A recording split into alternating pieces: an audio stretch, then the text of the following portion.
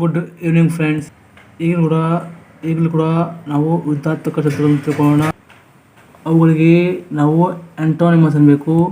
ಈ ವಚನ ಮೊದಲನೇ ವರ್ಡು ಡಿಸ್ಆನೆಸ್ಟು ಅಂದರೆ ಅಪ್ರಾಮಾಣಿಕ, ಅದರ ವಿರುದ್ಧ ಪದ ಅಥವಾ ಅಪೋಸಿಟ್ ವರ್ಡ್ ಇಸ್ ಹಾನೆಸ್ಟ್ ಅಂದರೆ ಪ್ರಾಮಾಣಿಕ. ನಂತರ ವಿಭಾಗಿಸು ಅಥವಾ ವಿಭಜನೆ ಮಾಡಲು ಅನ್ನಲಿಕ್ಕೆ ಇಂಗ್ಲೀಷಲ್ಲಿ ಡಿವೈಡ್ ಅನ್ಬೇಕು. ಡಿವೈಡ್ನ ವಿರುದ್ಧ ಪದ ಯುನೈಟ್ ಅಂದರೆ ಒಂದು ಕೂಡಿಸುವಂತಾಗುತ್ತೆ. ಕೆಳಗೆ ಅಂತ ಹೇಳಲಿಕ್ಕೆ ಇಂಗ್ಲೀಷಲ್ಲಿ ಡೌನ್ ಅನ್ಬೇಕು. ಹಾಗೆ ಮೇಲೆ ಅನ್ನಲಿಕ್ಕೆ ಇಂಗ್ಲೀಷಲ್ಲಿ ಅಪ್ ಅನ್ಬೇಕು. The opposite word of down is up. In the same way the opposite word of divide is unite and also the opposite word of dishonest is honest. ಒಣಗಿದ ಅಂತ ಹೇಳಲಿಕ್ಕೆ ಇಂಗ್ಲೀಷಲ್ಲಿ ಡ್ರೈ ಅಂತ ಅನ್ಬೇಕು, ಡ್ರೈ ಅಂತ ಬರೀಬೇಕು.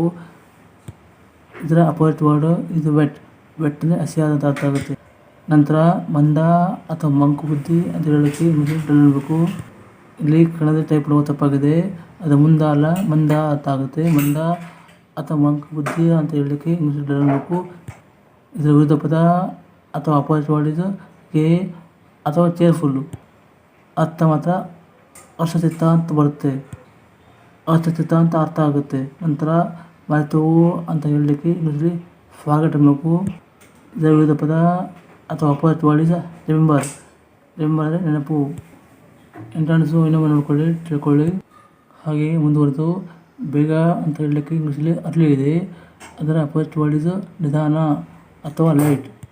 ಬೆಳಗ್ಗೆ ಬೇಗ ಹೇಳಲಿಕ್ಕೆ ನಾವು ಹೇಳಬೇಕು ಅರ್ಲಿ ವೇಕಪ್. ಹಾಗೆ ನಿಧಾನವಾಗಿ ನಡೀತಾ ಇದ್ದರೆ ಲೈಟ್ ವಾಕ್ ಅಂತ ಹೇಳಬೇಕು. ತುಂಬ ಹಣ ಗಳಿಸ್ತಾ ಇದ್ದರೆ ನಾವು ಹೇಳಬೇಕು ಅರ್ನ್. ಹಾಗೆ ಗಳಿಸಿದ ಹಣವನ್ನು ಕಳೆದುಕೊಳ್ತಾ ಇದ್ದರೆ ಲೂಸ್ ಅನ್ಬೇಕು. I mean the opposite word of earn is lose.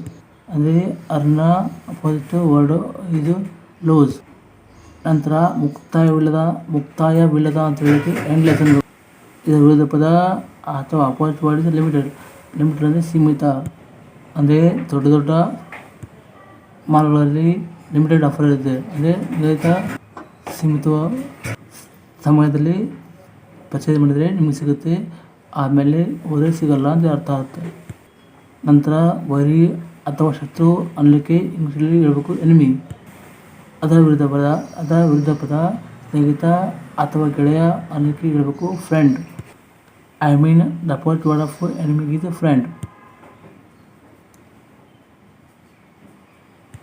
ಅಂದರೆ ಶತ್ರುವಿನ ವಿರುದ್ಧ ಪದ ಗೆಳೆಯ. ನೆಕ್ಸ್ಟ್ ವರ್ಡ್ ಇಸ್ ಸಾಕು ಅಥವಾ ಬೇಕಾದಷ್ಟು ಅಂತ ಹೇಳಲಿಕ್ಕೆ ಹೇಳಬೇಕು ಇಂಗ್ಲೀಷಲ್ಲಿ ಇನಫ್. ಅದರ ವಿರುದ್ಧ ಪದ ಅತ್ಯಲ್ಪ ಅಥವಾ ತುಂಬ ಕಡಿಮೆ ಅಂತ ಹೇಳಬೇಕು. ಆಗ ನಾವು ಶಬ್ದ ಸ್ಕ್ಯಾಂಟಿ. ಹಾಗೆ ಕೊನೆಯಲ್ಲಿ ಪ್ರವೇಶ ಅಂತ ಹೇಳಲಿಕ್ಕೆ ಎಂಟ್ರೆನ್ಸ್ ಅನ್ಬೇಕು. ಹಾಗೆ ಹೊರಗಡೆ ಹೋಗಲಿಕ್ಕೆ ಅಥವಾ ನಿರ್ಗಮನ ಮಾಡಲಿಕ್ಕೆ ಹೇಳ್ಬೇಕು ಇಂಗ್ಲೀಷಲ್ಲಿ ಎಕ್ಸಿಟ್. ಈ ಹೊತ್ತಿಗೆ ಇಷ್ಟು ಸಾಕು. ಮತ್ತು ನಾಳೆ ಸಿಗೋಣ. ಆಗ ಕೂಡ ಇಂಗ್ಲೀಷಲ್ಲಿ ಇರುವ ವಿರುದ್ಧ ಪದಗಳನ್ನು ತಿಳ್ಕೊಳ್ಳೋಣ. ಅಂದರೆ ಆಂಟೋನಿಮ್ಸ್ ಬಗ್ಗೆ ತಿಳ್ಕೊಳ್ಳೋಣ, ಕಲಿಯೋಣ. ನೋಡ್ತಾ ಇರೋದು ಪೂರ್ತಿಯಾಗಿ ನೋಡಿ ತಿಳ್ಕೊಳ್ಳಿ. ಬುದ್ಧಿವಂತರಾಗಿ ಕೊನೆಗೆ ನಮ್ಮ ಚಾನಲ್ಗೆ ಸಬ್ಸ್ಕ್ರೈಬ್ ಮಾಡೋ ಸಹಾಯ ಮಾಡಿ, ಲೈಕ್ ಮಾಡಿ ಮತ್ತು ಫ್ರೆಂಡ್ಸಿಗೆ ಶೇರ್ ಮಾಡಿ. My last word is thank you very much.